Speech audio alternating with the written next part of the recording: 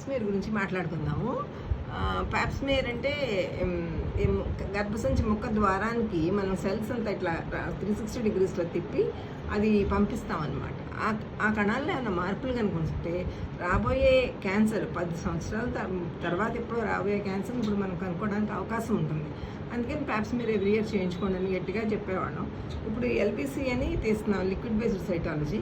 అంటే దీన్ని ఇలా సర్వీక్స్లోకి పెట్టి ఇలా 360 డిగ్రీస్ ఇలా టర్న్ చేసిన తర్వాత ఈ పార్ట్ తీసేసి ఈ లిక్విడ్లో వేసి పంపిస్తే అప్పుడు ఆ సెల్స్లో ఏమైనా చేంజెస్ ఉన్నాయో లేదో చెప్తారనమాట.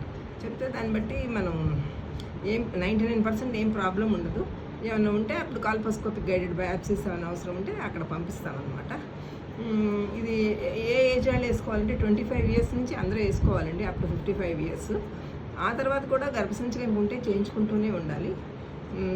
ఈ తర్వాత 25 ఇయర్స్లో మన వాళ్ళు కొంచెం పెళ్ళిళ్ళు కనుక అవ్వకపోతే పోనీ ఆఫ్టర్ మ్యారేజ్ నుంచి స్టార్ట్ చేసుకోవాలి ప్యాప్స్మేర్ తీయించుకోవడం.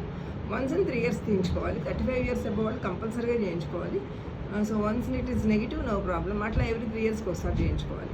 ఇంకా రాను ఈ వ్యాక్సిన్స్ వేస్తున్నాం కాబట్టి దీని అవసరం ఇంకా ఉండకపోవచ్చు.